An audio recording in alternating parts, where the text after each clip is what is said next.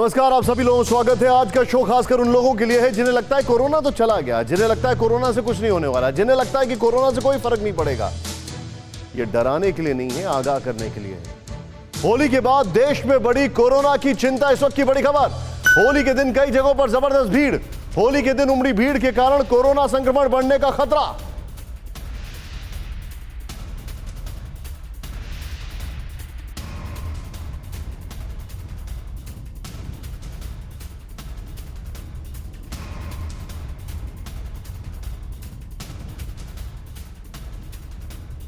संक्रमण रोकने के लिए कई राज्यों में बड़ी टेस्टिंग। इस वक्त की बड़ी खबर, और मैं इसी के साथ आपकी स्क्रीन पर दिखाने जा रहा हूं 3 तस्वीरें होली की। इन तस्वीरों को जरा ध्यान से देखें आप, और इसीलिए हमें आज आपको आगाह करना पड़ा है। जरा तस्वीरें दिखाएं। 3 तस्वीरें होली की। किस तरीके से हालात खराब हो सकते हैं, चिंता बहुत तेजी से बढ़ रही है। ये तस्वीरें देखें, उत्तर प्रदेश, राजस्थान, पश्चिम बंगाल। इन्हें क्या लगता है, क्या लगता है ये हॉटस्पॉट नहीं है? क्या लगता है कि कोरोना सिर्फ महाराष्ट्र की प्रॉब्लम है? क्या लगता है? बड़ा सवाल। कुमार कुंदन मेरे साथ हैं, सीधे मैं उनके पास चलूंगा। कुमार कुंदन, कितनी ज्यादा सरकार की चिंता बढ़ गई है होली के बाद, जो एक तरीके से गाइडलाइंस, रूल्स को तोड़ा गया। लोगों को मौज मस्ती में ये रहा ही नहीं कि कोरोना फैल भी सकता है इससे। देखिए निशांत, सरकार के सामने 2 बड़ी चुनौती है। सरकार ने ऐसे इवेंट को सुपर स्प्रेडर इवेंट का नाम दिया है। सरकार ने साफ किया है कि ये ऐसे इवेंट हुए हैं जिससे कि कोरोना बहुत तेजी से फैल सकता है, पहली बात। दूसरी बात, इन इवेंट के आसपास के दिनों की बात करें तो टेस्टिंग भी इनमें कम हो पाई, क्योंकि छुट्टी का दिन था। अगर हम कल की बात करें तो होली में कहीं बहुत ज़्यादा टेस्टिंग, कहीं क्या मतलब हुई ही नहीं टेस्टिंग, लेकिन इसके विपरीत लोग जो है इकट्ठा हुए हैं। तो सरकार के सामने डबल चुनौती है। पहली चुनौती ये है कि टेस्टिंग आज से बड़े स्तर पर करना, और दूसरी बात, जिस तरीके से लोग इकट्ठा हुए हैं उससे आने वाले दिनों में केसेस ना बढ़ें, उससे संक्रमण को कैसे रोका जाए। तो सरकार बार बार कह रही है कि ये सुपर स्प्रेडर इवेंट्स जो हैं उससे हम लोगों को बचना चाहिए, चाहे लेकिन कुछ भी हो। राज्यों में देखा जा रहा है कि लोग गैदर्ड हो रहे हैं। कई सारी तस्वीरें भयानक है, जैसा कि आपने दर्शकों को भी बताया, और उन्हीं भयानक तस्वीर के बीच आने वाले दिनों में कोरोना का भयावह मंजर देखने को जो मिल हमारे सकता सामने है। सबसे अलार्मिंग है। एक बार वो 3 तस्वीरें कुमार कुंदन में यहां पर दिखाना चाहूंगा। जरा दिखाइए वो तस्वीरें हमारे दर्शकों को। ये राजस्थान, यूपी और पश्चिम बंगाल की तस्वीरें हैं। इन तस्वीरों को देखने के बाद आप क्या कहेंगे? सुपर स्प्रेडर, इसकी संज्ञा दी गई है इसको, सुपर स्प्रेडर। जरा सोचें आप। और यह संज्ञा इसलिए दी गई है क्योंकि यही वो जगह है जहां से कोरोना फैल सकता था और फैल सकता है। मैं इसके बाद सीधे लेकर चलूंगा आपको एक बड़ी खबर महाराष्ट्र। अश्विनी मेरे साथ जुड़े हुए हैं। महाराष्ट्र के नांदेड़ में लॉकडाउन के दौरान जुलूस निकालने से रोकने पर हंगामा हुआ। जुलूस निकालने से रोकने पर भीड़ ने पुलिस की टीम पर हमला किया। पुलिस और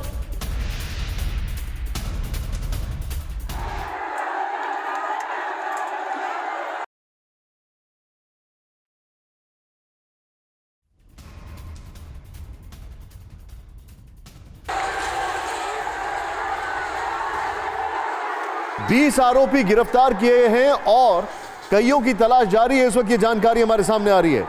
महाराष्ट्र के नांदेड़ से एक खबर है, और यहां पर मैं इस खबर को थोड़ा सा आपके लिए, अपने दर्शकों को अपडेट भी करना चाहूंगा। महाराष्ट्र के 400 लोगों के खिलाफ हत्या की कोशिश का केस दर्ज किया गया है।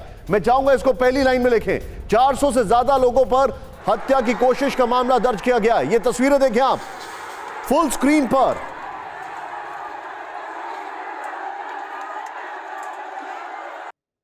अश्विनी पांडे मेरे साथ है। अश्विनी, नांदेड़ में जो कुछ भी हुआ यह तो हैरान करने वाला है।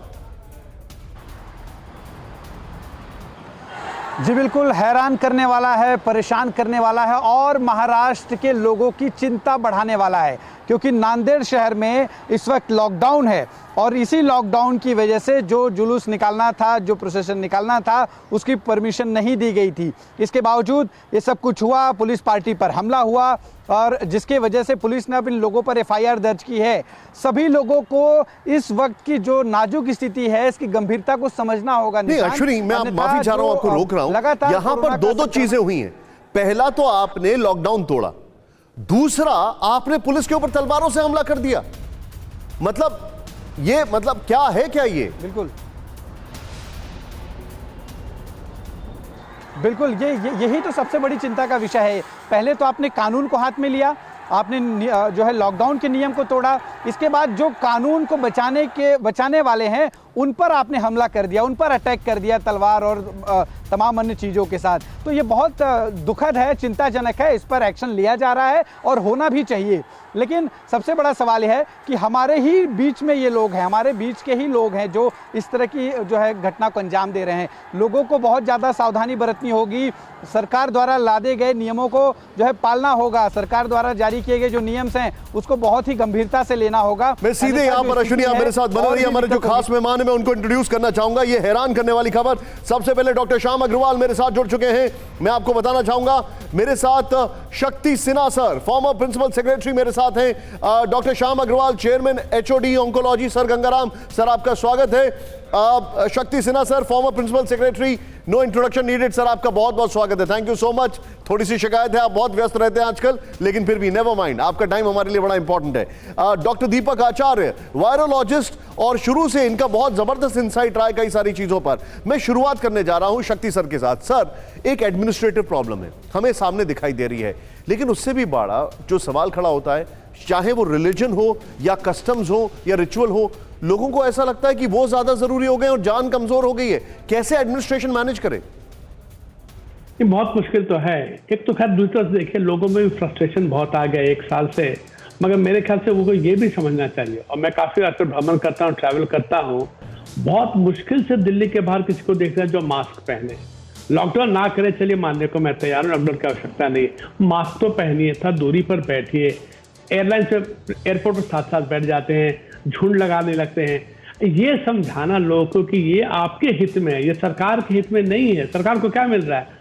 आपकी जिंदगी का सवाल है, आपके फैमिली की जिंदगी का सवाल है। तो ये सरकार के लिए कहीं भी प्रशासन हो, ये बहुत बड़ा संकट है। मगर मेरे ख्याल से इसको बैलेंस रखना चाहिए, ज्यादा लॉकडाउन पर एम्फसाइज नहीं करना चाहिए, ज्यादा सही बिहेवियर पर, करेक्ट बिहेवियर पर करना चाहिए।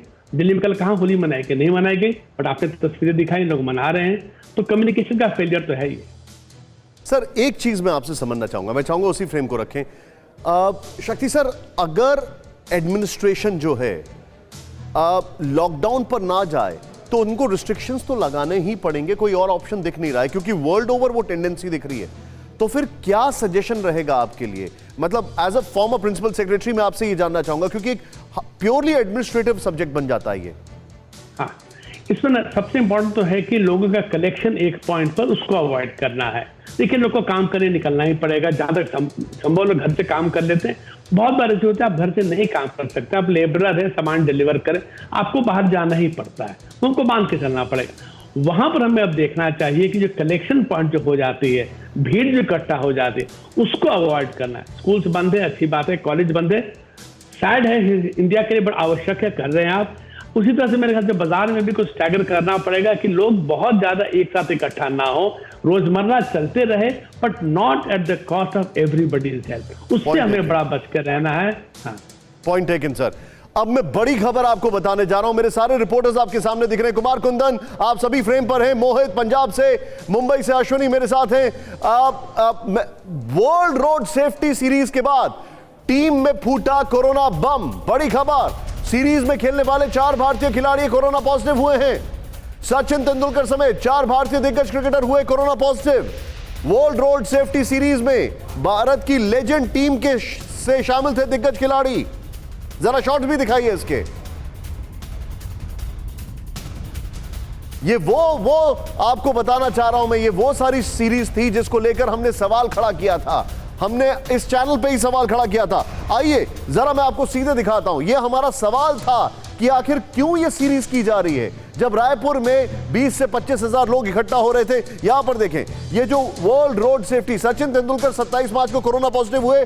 सचिन, यूसुफ पठान, एस बद्रीनाथ, इरफान पठान, ये सभी लोग, और इरफान पठान ने तो बाकायदा कमेंट्री की है दूसरी सीरीज के लिए भी, जो भारत इंग्लैंड की सीरीज थी। ये सभी नेक्स्ट चेंज करें यहां पर। सचिन तेंदुलकर 27 मार्च को, यूसुफ पठान ने भी 27 मार्च को कोरोना पॉजिटिव हुए, और इसकी जानकारी दीजिए नीचे प्लीज स्टिकर में ब्रेकिंग दिखाएं। एस बद्रीनाथ 28 मार्च को कोरोना पॉजिटिव हुए।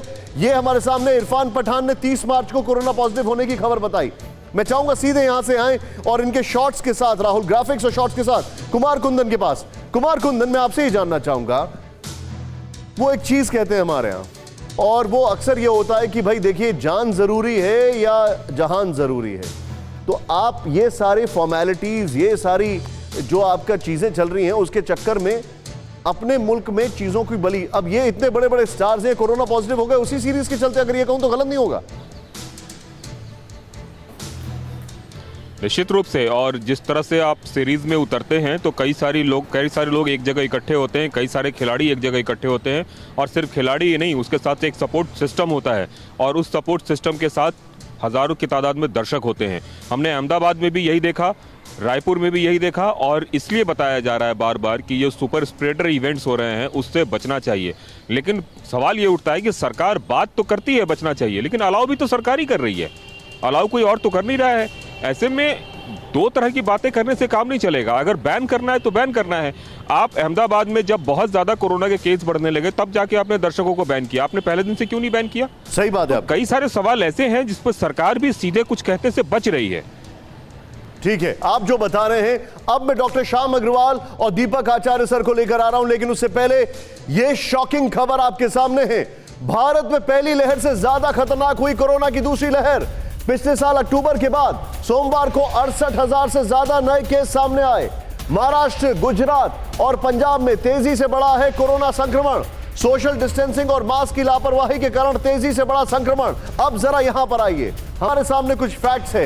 ये जो फैक्ट्स है वो मैं आपको दिखाने जा रहा हूं। कोरोना की दूसरी लहर जो है वो ज्यादा खतरनाक होती जा रही है। यहां पर ये देखें, 16 दिन में 18,000 से 50,000 एक्टिव हुए केसेस 18 दिन के अंदर। नेक्स्ट चेंज करें, यहां पर ये देखें आप, यहां पर इधर पे आपको कुछ दिखा रहा हूं। सिर्फ 5 राज्यों से 80% केसेस, केरल, पंजाब, कर्नाटक, फिर इसके बाद छत्तीसगढ़, बाकी राज्य सिर्फ 19%, महाराष्ट्र 62%।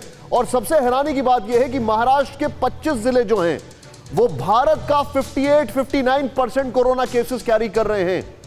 यहां पर जरा दिखाइए राहुल, 4 दिन के अंदर 1 लाख से अधिक एक्टिव केसेस बढ़े हैं 4 दिन के अंदर। नेक्स्ट, कोरोना से मौतों का आंकड़ा बढ़ा है। एक हफ्ते से हर दिन 200 से ज्यादा मौतें हो रही हैं। नेक्स्ट चेंज करें, सिर्फ 5 राज्यों की अगर बात की जाए तो 80% केसेस है सिर्फ इस ग्राफिक्स के साथ। मैं सीधे चलूंगा सबसे पहले डॉक्टर श्याम अग्रवाल के पास। सर, आपका अंदाजा क्या है? क्या यह बात सही है कि ये जो सेकेंड वेव है ये ज्यादा लीथल होती जा रही है? निशान, देखिए जैसे आपने अभी बोला कि ये पहली वेव से ज़्यादा खतरनाक इसलिए है क्योंकि जो समय नंबर्स को डबल होने के लिए पिछले वर्ष हो लग रहा था उससे कहीं कम दिनों में ये डबलिंग हो रही है, नंबर 1। और शायद इस वक्त हम बहुत कठिन दौर से गुजर रहे हैं, लेकिन जो मॉर्टेलिटी है वो आप देखें कि ज़्यादातर स्टेट्स में 1% या 1% से कम है। लेकिन अब आप पंजाब की मॉर्टेलिटी देखें, वो 1-1.5% के करीब आ रही है। लेकिन अगर नंबर्स बढ़ते ही जाएंगे तो ये एक बहुत ही चिंता का विषय है। मैं आपको निशांत एक उदाहरण देता हूं अमेरिका का। जी, अमेरिका में लगभग एक तिहाई से ज़्यादा लोगों को वैक्सीन लग चुकी है, और उसके बाद भी खुल गया, जहाँ जहाँ पे उन्होंने खोल दिए रेस्टोरेंट्स वगैरह, वहाँ पे केसेस फिर बढ़ने शुरू हो गए हैं।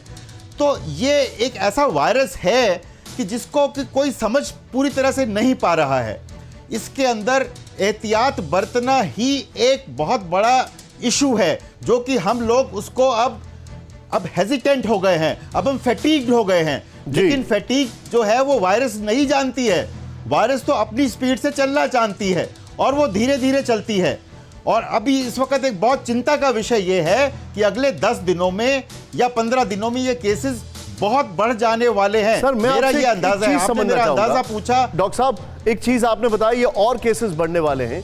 एक स्कूल ऑफ थॉट ये कह रहा है डॉक्टर साहब कि इस बार, मैं थोड़ा डेविल्स एडवोकेट प्ले कर रहा हूं, वो ये कह रहा है कि इस बार टेस्टिंग ज्यादा हो रही है इसलिए केसेस ज्यादा निकल रहे हैं। क्या ये बात सही है?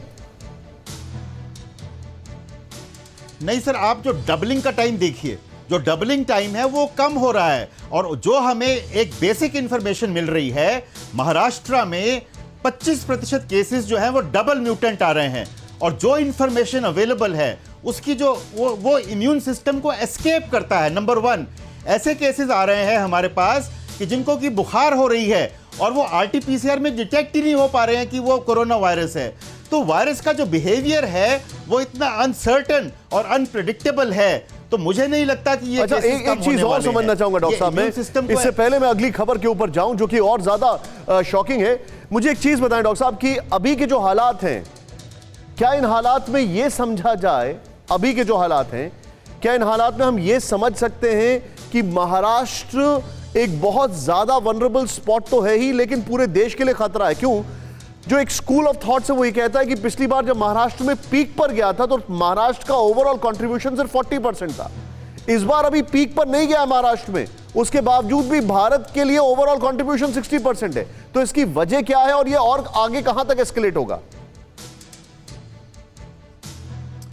देखिए, जो महाराष्ट्र में क्यों इतने ज़्यादा केसेस हो रहे हैं और मेट्रोपॉलिटन सिटीज़ में ज़्यादा केसेस क्यों हो रहे हैं, वो इसलिए है क्योंकि ये डेंसली पॉपुलेटेड है। जैसे आप समझते हैं कि धारावी का एरिया है या दूसरे एरियाज़ हैं, वहाँ पे अगर एक फैमिली में होता है तो इतने डेंसली वो लोग रहते हैं, क्लोजली रहते हैं कि वो एक तरह से फायर की तरफ फैल जाता है। और फिर अब थोड़ी बहुत जो है वो आवाजाही पे रोक लगी है, आरटीपीसीआर टेस्टिंग बेंगलोर वाले कह रहे हैं कि आप लेके आइए। अब आपने कुंभ मेले के लिए कह दिया है कि वहाँ पे भी आरटीपीसीआर लेके आइए। अब आप देखिए कि ऋषिकेश के अंदर ताज होटल के अंदर 76 लोग पॉजिटिव पाए गए और वो होटल को बंद करना पड़ गया। तो आप देखिए, ये एक जगह की स्टोरी नहीं है, ये जगह जगह की स्टोरी है। अच्छा सर, एक और चीज है, कुछ लोग उस होटल में गए, मैंने उनसे बातचीत की, मैं जानता हूं उनको। जब मैंने उनसे कहा कि आप उस होटल में गए, थोड़ा केयरफुल रहिएगा, तो बाद में वो डिनाई करने लग गए कि नहीं हम नहीं गए। Rather than getting themselves tested, अपने आप को टेस्ट कराएं, वो ये डिनायल मोड में आ गए। ये एक और चिंता का विषय है। सर देखिए, वहां पे जो एम्प्लॉइज काम कर रहे हैं, हर एक का टेस्ट हर रोज नहीं हो सकता। और वायरस आप कभी भी एक्वायर कर सकते हो। हाँ। तो इसलिए आपको हर समय मास्क लगा रहे हैं, एवरी टाइम के बारे में जिक्र कर रहे हैं। मैं दीपक जी के पास आ रहा हूं और मोहित से एक टेक लूंगा मैं। मोहित, पंजाब में नए स्ट्रेन के 80% सैंपल्स हैं, ऐसी रिपोर्ट मैंने पढ़ी है, और खासकर पंजाब में बाहर से लोग बहुत आए हैं। विजावी मुंबई, महाराष्ट्र, वहां पर 20% है नए स्ट्रेन। नए स्ट्रेन को लेकर बड़ी खबर, भारत में कोरोना के यूके वेरिएंट से हाहाकार मचा है। 2021 में यूके वेरिएंट से और खतरनाक हुआ कोरोना। महाराष्ट्र से भेजे गए सैंपल में 20% डबल म्यूटेंट वेरिएंट के कोरोना का यूके वेरिएंट ज्यादा तेजी से इंफेक्शन फैलाता है। सीधे आइए, यहां पर मैं आपके सामने कुछ ग्राफिक्स लेकर आ रहा हूं। ये सबसे पहले आपको जो फैक्ट्स दिखा रहा हूं, इसको देखिए, समझे। यूके वेरिएंट ने बनाया कोरोना की दूसरी लहर को और खतरनाक। प्ले करें। पंजाब में जो जानकारी है, 400 में से कोरोना के 81% केसेस यूके वेरिएंट के। महाराष्ट्र में 20% जो केसेस हैं वो यूके वेरिएंट के हैं। आंध्र प्रदेश में 33% यूके वेरिएंट केस हैं। तेलंगाना में 104 में से 53% यूके वेरिएंट केस की पुष्टि हुई है। अब जरा फैक्ट्स देखिए यूके वेरिएंट का बारे में समझिए। इसीलिए मैं आज चाहता था हमारे साथ इंग्लैंड से गेस्ट आ जाए, लेकिन बहरहाल यहां पर क्या है कोरोना का यूके वेरिएंट, एक एक चीज राहुल जरा जूम इन करके दिखाएं। बहुत सारा टेक्स्ट और प्लीज नीचे टिकर पे ब्रेकिंग चलाते रहे। कोरोना का यूके वेरिएंट कई गुना ज्यादा मारक और संक्रामक है। ये देखें आप, नंबर 1 इसको समझे। यूके वेरिएंट कई गुना ज्यादा मारक और संक्रामक है, और पंजाब में 81% केसेस हैं इसके। यूके वेरिएंट से 65% हॉस्पिटलाइजेशन और 37% मौत की ज्यादा संभावना है। यह स्कॉटलैंड की स्टडी कह रही है। इसको देखें और समझें। 65% हॉस्पिटलाइजेशन, 37% मौत, फेटालिटी ज्यादा है। कोरोना का यूके वेरिएंट सबसे पहले पिछले साल सितंबर में केंट में मिला था। यह सबसे बड़ी बात है। नेक्स्ट चेंज करें। जो हमारे सामने कुछ फैक्ट्स हैं यहां पर, पिछले साल दिसंबर में इंग्लैंड में लॉकडाउन खुलते ही यूके वेरिएंट ने तबाही मचा दी। अब देखिए भारत की मैं बात कर रहा हूं। कोरोना के नए यूके वेरिएंट में पुराने लक्षण के अलावा पाचन की दिक्कत ज्यादा होती है। मतलब आप में जो पुराने सिम्टम्स है वो तो है ही, लेकिन डाइजेस्टिव जो है उसको लेकर भी काफी दिक्कतें होती हैं। गैस्ट्रो की प्रॉब्लम्स जो बताते हैं। कोरोना का खतरनाक यूके वेरिएंट का नाम है B.1.1.7, ये इसका नाम है। मैं चाहूंगा राहुल ये दोनों ग्राफिक्स के साथ सबसे पहले मैं सीधे चलूंगा, मोहित मेरे साथ हैं पंजाब से जुड़े हुए। मोहित, बहुत खतरनाक हो गया ये यूके वेरिएंट का जो जिक्र कर रहे हैं, और पंजाब में बिकॉज बाहर से लोग बहुत ज्यादा आए हैं, अभी इस वक्त वहां पर होली के अलग अलग कार्यक्रम चल रहे हैं। क्या कर रही है राज्य सरकार इससे निपटने के लिए? देखिए, आज एक बार फिर से पंजाब के सीएम कैप्टन अमरिंदर सिंह ने एक रिव्यू मीटिंग ली और उसके बाद नए गाइडलाइन फिर से जारी किए हैं। उन्होंने कहा कि जो भी सख्त जो नियम बनाए गए हैं, जो भी पाबंदियां लगाई गई हैं, वो पहले 31 मार्च तक थी, उनको अब उनको 10 अप्रैल तक के लिए आगे बढ़ा दिया गया है और आगे फिर रिव्यू मीटिंग की जाएगी। दूसरा एक बड़ा स्टेप ये लिया गया है कि पंजाब में कई ऐसे लोग थे जो कि विदेशों से आए या दूसरे शहरों से आए, वो ट्रेस नहीं हो पा रहे थे कोरोना पॉजिटिव आने के बाद। अब सरकार ने नियम बना दिया है कि तमाम जो प्राइवेट लैब्स हैं, प्राइवेट हॉस्पिटल हैं, वो जितने भी लोग कोरोना पॉजिटिव आते हैं उनका डाटा तुरंत लोकल एडमिनिस्ट्रेशन के साथ शेयर करेगा। उनको घर पे आइसोलेट रखना है या फिर हॉस्पिटल में रखना है, ये सब लोकल एडमिनिस्ट्रेशन के साथ मिलकर ही तय किया जाएगा। और तीसरा एक बड़ा ऐलान ये किया गया है कि पंजाब में 1 अप्रैल से रोजाना हफ्ते के 7 दिन कोरोना वैक्सीनेशन कार्यक्रम किया जाएगा। तमाम जो सरकारी सेंटर है वहां पर ये वैक्सीनेशन दिया जाएगा और सीएम कैप्टन अमरिंदर सिंह पूरे प्रोग्राम को खुद मॉनिटर करेंगे। जी, आप जो बता रहे हैं, मैं सीधे चलूंगा यहां पर मेरे साथ दीपक आचार्य जी जो वायरोलॉजिस्ट है, मैं उनसे जानना चाहूंगा। दीपक जी, बताया यह जा रहा है कि वायरस अपना रूप बदलता है क्योंकि इसको भी सरवाइव करना है, और ये अलग अलग वेरिएंट्स उसी का एक नमूना है। कल चेक का एक वेरिएंट आया है जो बता रहे इतना ज्यादा खतरनाक नहीं है, चेक में आया है वो।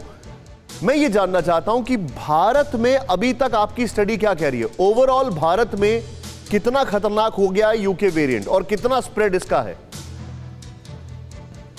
जी निशान जी, काफी स्प्रेड तो बढ़ रहा है और काफी रिपोर्ट जो हमारा जो कंसोर्शिया बना हुआ है यहाँ पर जीनोमिक्स का, गवर्नमेंट हमारे इंडिया का, उसकी स्टडी बताती है कि ये रिपोर्टेड हैं, यूके के वेरिएंट रिपोर्टेड हैं, ब्राजील के हैं, साउथ अफ्रीकन वेरिएंट भी यहाँ से रिपोर्ट किया गया है और अलग अलग टाइम पे अलग अलग तरह की रिपोर्ट्स आती जा रही हैं। बहुत सारी स्टडीज बाकी हैं इसके ऊपर में, लेकिन जो इम्पोर्टेंट बात मैं कहना चाहूँगा वो ये कि न सिर्फ वेरिएंट की बात करें बल्कि जो उनका जो हमारा सार्स कोरोना वायरस 2 था उसका खुद का म्यूटेशन एक बहुत बड़ी चैलेंज है इस समय। क्योंकि यदि आप इंडियन इंस्टीट्यूट ऑफ साइंस का एक स्टडी देखें जो कि कंसोर्शिया का पार्ट नहीं है भले ही, लेकिन जो उनकी स्टडी है वो बताती है कि म्यूटेशन बहुत रैपिडली हो रहा है कोरोना वायरस 2 का। इसके अलावा जो डबल वेरिएंट जो इसका वेरिएंट जो हो रहे हैं, जो 2 वेरिएंट मिलकर तीसरा जो एक तीसरा वायरस आ जाता है वो एक घातक रूप ले सकता है। और जैसा मुझसे पहले डॉक्टर साहब ने बताया कि वो कितना घातक हो सकता है, उसके जो बहुत सारी स्टडीज होनी बाकी है। तो ये तो सारी चीजें हैं जो चैलेंजेस हैं इस समय। हर दिन मैं चाहूंगा राहुल जरा इसका ग्राफिक्स यहाँ पर जो हमारा एक और ग्राफिक्स है उसको चेंज करें। जो एक चीज ऑब्जर्व की गई इंग्लैंड में नवंबर तक बहुत स्ट्रिक्ट लॉकडाउन था। दिसंबर में उन्होंने थोड़ा सा खोला, सितंबर में केंट में उन्होंने ये वेरिएंट पकड़ लिया था, लेकिन जैसे ही उन्होंने खोला उनकी स्टडी ये कहती है कि उसके बाद तो ये तबाही लेकर आया और उनको मजबूरन जनवरी में लॉकडाउन में जाना पड़ा। क्या भारत में वो स्टेज आ गई है कि हमें लॉकडाउन में जाना पड़े? चलिए लॉकडाउन है क्योंकि एक बहुत खतरनाक वर्ड है, लोग परेशान होने लगते हैं, लेकिन भारत में इसके स्प्रेड की जो इंपैक्ट है क्या उसी लेवल पर है ये? देखिए, स्प्रेड और अभी घातक रूप लेना बाकी है, मुझे ये लगता है। और दूसरी जो चीज है कि पूरे टाइम हम लोग पब्लिक बिहेवियर को ब्लेम नहीं कर सकते, थोड़ी सी गवर्नमेंट एजेंसीज को रिस्पॉन्सिबिलिटी लेनी पड़ेगी। जीनोमिक सीक्वेंसिंग की जो बात है उस पर हम इतने स्लो क्यों हैं?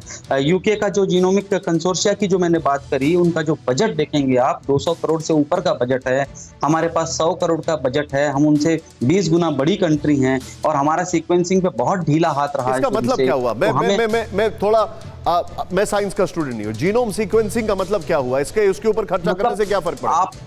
फर्क ये पड़ेगा, आपको समझ में आएंगे किस तरह के वायरसेस और किस तरह की जो वेरिएंट्स है वो हमारे यहाँ इस समय पैनिक कर रहे हैं। उनको एक एक चीज, उनकी डेफिनेशंस आपको जब पता चलेगी तब ना आप उसके ऊपर में जा पाएंगे, उसके सही प्रॉपर उसके डायग्नोसिस के ऊपर ट्रीटमेंट। इसी के साथ मैं अगली खबर पे जा रहा हूं। आपने बड़ा अच्छा वैलिड पॉइंट रखा है। महाराष्ट्र में 24 घंटे में कोरोना के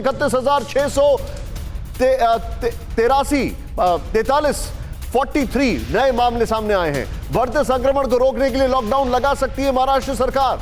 महाराष्ट्र में लॉकडाउन पर शुरू हुई राजनीति, बीजेपी के साथ ही सरकार में शामिल एनसीपी ने भी किया लॉकडाउन का विरोध। इसी के साथ मैं चाहूंगा राहुल दूसरी ब्रेकिंग भी दिखाएं, दोनों ब्रेकिंग एक साथ। मुंबई में बढ़ते कोरोना संक्रमण के बीच एक्शन में बीएमसी, बड़ी खबर। बीएमसी ने प्राइवेट अस्पतालों के लिए जारी की नई गाइडलाइंस। 63 नए नर्सिंग होम्स को बीएमसी ने अपने नियंत्रण में लिया। बिना लक्षण वाले मरीजों को अस्पताल में तुरंत डिस्चार्ज करने का निर्देश दिया है। अश्विनी मेरे साथ हैं। अश्विनी, या तो लॉकडाउन लगा देंगे या बेसिक जो है मेजर्स उसको भी नहीं लेंगे। यह हाल लग रहा है महाराष्ट्र का। वो दो एक्सट्रीम्स के बीच में झूल रहे हैं। जी देखिए, सरकार की 3 दिनों पहले एक बैठक हुई थी जिसमें ये बात सामने आई, जो टास्क फोर्स बनाई गई थी महाराष्ट्र गवर्नमेंट द्वारा, उनके मुताबिक कि लॉकडाउन लगाया जाना चाहिए क्योंकि बहुत तेज़ी से कोरोना बढ़ रहा है। इसको लेकर एक बैठक जो है और की जानी है जिसमें ये फैसला लिया जाएगा फाइनल कि लॉकडाउन कब से और कितने दिनों तक का लगाना है। क्योंकि टास्क फोर्स के कुछ डॉक्टर साथ ही जो अधिकारी हैं उनको कहा गया था कि पूरी तरह से एक रोड मैप बनाएं लॉकडाउन को लेकर ताकि कारगर तरीके से इसको इम्प्लीमेंट किया जा सके। आपको भी बता दें, इसी बीच बीएमसी ने बड़े स्टेप्स उठाए हैं क्योंकि इस तरह की शिकायतें आ रही थी कि अस्पतालों में बेड की अवेलेबिलिटी को लेकर बड़ा मसला हो रहा है। ऐसे में बीएमसी ने गाइडलाइन जारी की है कि कोई भी सीधे तौर पर कोरोना के पेशेंट को एडमिट नहीं करेगा। जो भी कोरोना का पेशेंट एडमिट होगा वो बीएमसी के जरिए होगा। बीएमसी के 24 वार्ड में वार्ड वॉर रूम बनाया गया है जिसमें जो भी पॉजिटिव आते हैं उनकी सीधी रिपोर्ट बीएमसी को जाएगी और फिर बीएमसी द्वारा जो व्यक्ति के रिपोर्ट पॉजिटिव आई है उसकी तबीयत कैसी है उसके आधार पर उसको जो है बेड अवेलेबल कराया जाएगा। अगर वो बिल्कुल सिम्टम्स नहीं है तो उसे घर पे ही रहने दिया जाएगा और सिम्टम्स पाए जाते हैं तो मेरे साथ बने रहिए, मैं थोड़ा इसकी डिटेलिंग करना चाहूंगा। अश्विनी, आइए जरा महाराष्ट्र के हमारे जितने भी दर्शक हैं, पहले तो मैं आपको बता दूं कि महाराष्ट्र के 25 जिले देश के 58% कोरोना केसेस लेके आ रहे हैं। यहां देखिए, महाराष्ट्र में 9 दिन में 11,000 से 22,000 हुए एक्टिव केस, सिर्फ 9 दिन में। महाराष्ट्र में बड़ा संक्रमण, लॉकडाउन की आहट। नेक्स्ट चेंज करें, यहां पर मुंबई में 24 दिन में 850 से 2100 हुए कोरोना संक्रमण के नए केस। नेक्स्ट चेंज करें और ये डेटा अपडेट होता जा रहा है। एनसीबी ने कहा महाराष्ट्र एक और लॉकडाउन नहीं झेल सकता। अच्छा ठीक है, नेक्स्ट चेंज करें। बीजेपी ने कहा कोरोना रोकने के लिए लॉकडाउन कोई उपाय नहीं है। अच्छा, हर आदमी व्यापारी लॉकडाउन का विरोध करेगा, बीजेपी ने यह भी कहा है। महाराष्ट्र के सभी जिलों में नाइट कर्फ्यू लगा हुआ है। मैं सीधे चलूंगा इसी ग्राफिक्स के साथ, सीधे शक्ति सर के पास में चलूंगा। सर, मुझे एक चीज समझ में नहीं आ रही है सर, जिस टाइम पर सबसे कम मूवमेंट होता है, जिस टाइम पर लोग घर से निकलते नहीं, ये नाइट कर्फ्यू क्यों लगा रहे हैं? ऑल्टरनेट डेज आप लॉकडाउन लगा सकते हैं, ऑल्टरनेट डेज आप शॉपिंग मॉल्स खोल सकते हैं। नाइट कर्फ्यू क्या है? आई मीन, मैं तो समझ ही नहीं पा रहा। उससे क्या रात में मच्छरों को रोकना चाहते हैं? ये एकदम आपने बहुत सही कहा। ये मेरे ख्याल से सरकार दिखाना चाहती है लोगों को हम कुछ कर रहे हैं। अरे वायरस को आपने बताया कि भाई दिन में मत आया करो, रात में आया करो जब हम लॉकडाउन करते हैं। नाइट कर्फ्यू का कोई सेंस नहीं है, एब्सोल्यूट कोई सेंस नहीं है। मगर मैं फिर भी कहता हूं कि लॉकडाउन खाली उपाय नहीं है। लॉकडाउन से इकोनॉमिक लॉस इतना होता है, इतने लोग गरीबी के फंस गए हैं, नीचे चले गए हैं। आपको एडमिनिस्ट्रेटिव मेजर्स के थ्रू, जैसे आपने सही कहा, शॉपिंग मॉल्स को ऑल्टरनेट डे में खोलिए, कुछ स्लो डाउन कराइए कि लोग इकट्ठा ना हो, एकत्र ना हो एक साथ, कुछ स्टैगर कराइए, वो सब आपको सोचना पड़ेगा। उसको एनफोर्स कीजिए, केवल कानून अखबार में निकाल देने से। आपसे एक सवाल पूछ रहा हूं, मैं ये सवाल पूछने के लिए आपसे लिबर्टी भी ले रहा हूं क्योंकि आप कई सारी टास्क फोर्स में और कई सारी जगह आप मदद करते रहे सरकारों की, लॉकडाउन के दरमियान भी। मैं अपने दर्शकों को बताना चाहूंगा, लेकिन मैं आपसे ये लिबर्टी इसलिए ले रहा हूं सर क्योंकि मैं दर्शकों के बीच में ये सवाल लेकर इसलिए जा रहा हूं क्योंकि ये बहुत जरूरी हो गया है।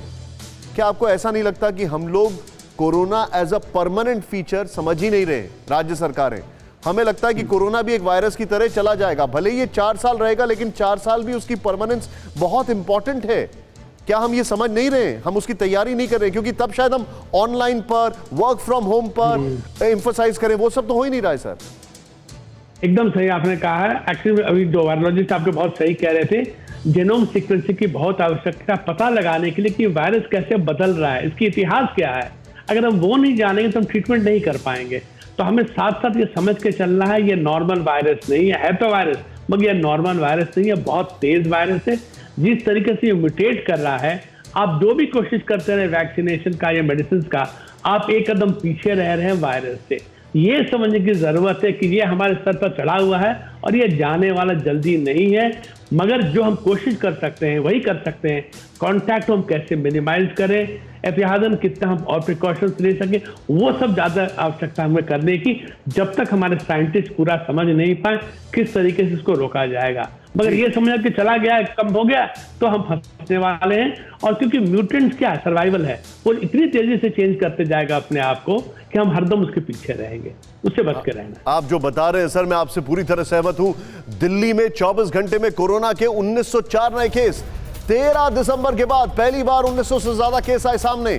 दिल्ली में 2.77% हुई पॉजिटिविटी रेट। दिल्ली में प्राइवेट अस्पतालों में आईसीयू और वेंटिलेटर बेड की कमी है। कुमार कुंदन मेरे साथ हैं। कुमार कुंदन, हिस्ट्री रिपीट्स, लेकिन यहां पर तो हिस्ट्री नहीं हुआ है, इट्स अ सीजनल रिपीट। फिर भी हम तैयार नहीं हैं। देखिए, ऐसा है कि जो प्राइवेट बेड्स की जो बात की आपने, हमारे सरकार के सूत्रों से बात हुई थी, उनका साफ कहना था कि कोविड जैसे जैसे केसेस खत्म होने लगे थे तो हमने प्राइवेट हॉस्पिटल जो हैं उसको नॉन कोविड हॉस्पिटल में ट्रांसफ़र करना शुरू कर दिया था, क्योंकि कई सारे प्राइवेट हॉस्पिटल थे जिसमें हमने सीटें रिजर्व कर दी थी कोविड के लिए, तो वो जो है दायरा हमने घटाना शुरू कर दिया था। अब चूंकि फिर से केसेस बढ़ रहे हैं तो सरकार पूरे मामले को बहुत ही गंभीरता से देख रही है, और जैसे ही और भी केसेस बढ़ेंगे हम प्राइवेट अस्पतालों को फिर उसी ढर्रे पे ले आएंगे जैसा कि पिछली बार लाए थे। ऐसा दिल्ली सरकार का साफ कहना है। और आज केंद्रीय मंत्री डॉक्टर हर्षवर्धन से भी हमारी बात हुई थी। मैं चाहूंगा इसकी ब्रेकिंग तैयार करने, एक मिनट रुक जाइए जरा। कुमार कुंदन मैं रोकूंगा। दिल्ली में 992 नए कोविड-19 केसेस आए हैं और पॉजिटिविटी जो है वो 2.7% है। अब मैं इसको ये कहीं से नहीं कहूंगा कि दिल्ली में मामले घटे हैं। दिल्ली में 24 घंटे में 1900 से 992 कोविड-19 केसेस आए हैं। मैं चाहूंगा ये ब्रेकिंग तैयार करें। कुमार कुंदन, एक बेसिक लॉ है और वो बेसिक लॉ ये कहता है कि भैया होली थी, होली से पहले भी लोग व्यस्त थे, जाहिर सी बात है शायद टेस्टिंग कम भी हुई हो, उसकी वजह से ये चीजें आई हैं सामने। निश्चित रूप से इसके कई सारे आयाम हो सकते हैं और सरकार का साफ कहना है कि हमने जंबो हॉस्पिटल से लेकर सारे व्यवस्था जो है अभी कर रखी है। हमें इंफ्रास्ट्रक्चर को ज़्यादा बढ़ाने की ज़रूरत नहीं है, सिर्फ इंतज़ार इस बात का कर रहे हैं कि केसेस कितना ज़्यादा बढ़ता है। जैसे जैसे केसेस बढ़ता जाएगा वैसे वैसे अस्पतालों को हम कोविड अस्पताल में ट्रांसफ़र करते जाएंगे। ये एकदम बहुत क्लियर कट है, उसमें कहीं कोई कन्फ्यूज़न नहीं है सरकार को। हाँ, इतना ज़रूर है कि होली को लेकर टेस्ट कल कम किए होंगे, परसों कम हुए होंगे, लेकिन आज से फिर से जो है टेस्ट बढ़ने शुरू हुए हैं। तो संभव है अगले 1-2 दिनों में डॉक्टर श्याम अग्रवाल कुछ कहना चाह रहे हैं इस पर, आप बिल्कुल ठीक कह रहे हैं। तो मैं ये कहीं से नहीं कहना चाहता कि दिल्ली में देखो कितनी संख्या कम हो गई, 1900 से 900 आ गए, नहीं, ये भी पॉसिबल है कि टेस्टिंग कम हो रही हो। डॉक्टर श्याम अग्रवाल मेरे साथ हैं। सर प्लीज गो अहेड, आप कुछ कहना चाह रहे थे। हाँ निशांत, जो मेरी इंफॉर्मेशन है वो ये है कि संडे और होली की वजह से लगभग 40% टेस्ट कम हुए हैं। Yes. तो उसकी वजह से जो आंकड़ों में कमी आ रही है, that is the reason. Yes. और अब जब टेस्टिंग बढ़ जाएगी आज कल परसों में, तो मुझे तो लगता है कि केसेस बढ़ेंगे, नंबर 1। Okay. नंबर 2, आप जो कहते हैं नाइट कर्फ्यू शायद उतना इफेक्टिव नहीं है। देखिए, अगर आप नाइट कर्फ्यू कहते हैं तो 9 PM ऑनवर्ड्स नाइट कर्फ्यू अगर है तो आपको 6 या 7 बजे अपने ऑफिस से, रेस्टोरेंट से चलना पड़ेगा घर आने के लिए। तो इसलिए आपको जो है वो लोगों की गैदरिंग्स जो है वो कम हो जाएंगी। तो आप केवल नाइट कर्फ्यू नहीं लगाइए, आप 4 या 5 चीजें आपको करना बहुत जरूरी है। Yes, आपको ट्रांसपोर्ट, जिसमें कि मेट्रो है, बसेस हैं, इनके ऊपर भी आपको अंकुश लगाना पड़ेगा। आपको गैदरिंग्स जो हो रही हैं, चाहे मैरिजेस हैं, चाहे और दूसरे जो फंक्शंस हैं, उसमें नंबर्स आपको और लिमिट करने पड़ेंगे। आपको मॉल्स में, मार्केट्स के अंदर उन लोगों में आवाजाही को कम करना पड़ेगा। ऑफिसेज में आपको 50% अटेंडेंस करनी पड़ेगी, जैसे कि महाराष्ट्र में कर दिया है। लॉकडाउन लगाना ऑलमोस्ट इम्पॉसिबल है निशांत आज की तारीख में। लेकिन अगर ये 4-5 चीजें इकट्ठी करी जाएं, अगर 5 चीजें इकट्ठी करी जाएं, तो मेरा ख्याल से मैं सहमत हूं जो बोला जान है जहान है। थैंक यू सो मच, आपने ये बात कही सर, क्योंकि यही आइडियाज हम चाहते हैं। इसीलिए मैं चाहता था कि आप और शक्ति सर आज शो में आए। मैं चाहता था, ये मेरा मेन इंटेंट था कि गवर्नमेंट कुछ लोगों को सुनेगी बिकॉज ऑफ देयर एक्सपीरियंस, और मैं चाहता था दीपक जी आए क्योंकि वायरोलॉजी के लिहाज से कुछ डायरेक्शन तो मिले। खैर, होली के बीच गुरुग्राम में कोरोना ने पकड़ी रफ्तार। गुरुग्राम में 24 घंटे में 324 नए मामले सामने आए। गुरुग्राम बहुत बड़ा नहीं है बाय द वे। 3 दिनों में कोरोना के 770 से ज्यादा मामले दर्ज हैं। स्वास्थ्य विभाग ने घर से काम करने की दी सलाह, बच्चों बुजुर्गों को घर के अंदर रहने की सलाह। और हरियाणा के एक मंत्री साहब, एक मेयर, वो भी कोरोना पॉजिटिव है। मैं जरा यहां पर लेकर आऊंगा आपको, जरा बिग बॉल दिखाऊंगा, उसके बाद मैं मोहित के पास जाऊंगा। यहां पर सीधे प्ले करें जो हमारे पास फैक्ट्स हैं। गुरुग्राम वाले आइए जरा, क्योंकि गुरुग्राम बड़ा हब है, बहुत बड़ा। यहां पर गुरुग्राम में कोरोना बेकाबू, यहां पर, और चंडीगढ़ का भी जिक्र कर रहे हैं। गुरुग्राम में रविवार को इस साल के record 324 corona case. Next change करें यहां पर 3 दिनों में 770 से ज्यादा मामले, 5 दिनों में 1000 के ऊपर केस। नेक्स्ट, चंडीगढ़ के 25 इलाकों को कंटेनमेंट जोन घोषित किया गया। चंडीगढ़, नीचे प्लीज जरा टिकर चला दें इस खबर की। चंडीगढ़ में कंटेनमेंट जोन में आने जाने पर रोक लगा दी गई है। यह हमारे सामने चिंता का विषय है। एक और, बल्कि मैं आपके सामने पंजाब की अगर बात करें, पंजाब का भी जरा वॉल दिखाइए यहां पर। पंजाब में जो कोरोना का कहर है, गुरुग्राम में बेकाबू कोरोना के बाद 24 घंटे में कोरोना के 2914 केस, 59 लोगों की मौत। पंजाब के सभी स्कूल कॉलेज 31 मार्च तक बंद हैं। पंजाब में सभी बोर्ड परीक्षाएं स्थगित कर दी गई हैं। न्यू नाभा जेल में 40 महिला कैदी कोरोना पॉजिटिव। मैं चाहूंगा राहुल, हरियाणा से स्टार्ट करेंगे और सीधे मैं आऊंगा ये ग्राफिक्स लेकर यहां पर। मोहित, हरियाणा में डबलिंग भी बहुत तेज हो गई है और हमें नहीं भूलना चाहिए हरियाणा दिल्ली के नजदीक है। क्या हो रहा है ये? जी बिल्कुल, देखिए हरियाणा में एक वक्त स्थिति ये थी कि रोजाना के जो मामले थे वो घटकर 100 से 150, 200 तक भी पहुंच गए थे और हरियाणा सरकार उसको उपलब्धि मान रही थी कि हमने कोरोना पे लगाम लगाने में कामयाब रहे हैं। लेकिन अब एकदम से रफ्तार बढ़ रही है। मैं आपको अगर पिछले 10 दिन का डाटा बताऊंगा तो 600 से लेकर 700 तक केस आ रहे थे रोजाना, जो कि अब बढ़कर 1300 से 1400 के आसपास पहुंच गए हैं हरियाणा की अगर हम बात करें तो। ये एक तरह से डबल हो गया है पिछले 10 दिनों में और लगातार ये आंकड़ा जो बढ़ता जा रहा है, चिंता की बात है। और बिल्कुल हरियाणा दिल्ली के काफ़ी नज़दीक है और गुरुग्राम से लेकर अगर हम बहादुरगढ़ की बात करें या फिर फरीदाबाद की बात करें तो ये ऐसे जिले हैं जो कि बिल्कुल दिल्ली से सटे हुए हैं और यहाँ से हजारों की संख्या में लोग रोजाना दिल्ली से आते जाते हैं। Point taken. मैं थोड़ा सा आपको रोकूंगा, माफी चाहता हूं, एक बड़ी खबर दिखाने के लिए। कोरोना को देखते हुए कर्नाटक सरकार का बड़ा फैसला। आज से रैलियां, प्रदर्शन, पार्टियों पर 15 दिनों तक बैन। प्ले करें इसको। फिलहाल प्रदेश में लॉकडाउन नहीं लगाने का फैसला। स्कूल कॉलेज को बंद करने के लिए सरकार ने मांगा सुझाव। 4 महीने बाद 24 घंटे में कोरोना के 3000 से ज्यादा नए केस। मैं जरा आपको कुछ तस्वीरें दिखाना चाहूंगा। ये नीचे मैं चाहूंगा जरा इस ब्रेकिंग को चलाएं, तस्वीरें जब तक हम दिखा रहे हैं। 3 तस्वीरें दिखाएं आप यहां पर, और 3 तस्वीरें ये देखें। कर्नाटक में रैली पर रोक है लेकिन बंगाल में रैली चल रही है, वहां पर टीएमसी की रैली चल रही है। ये देखें। अब जरा बिग वॉल पर आपके सामने कुछ फैक्ट्स लेकर आ रहा हूं।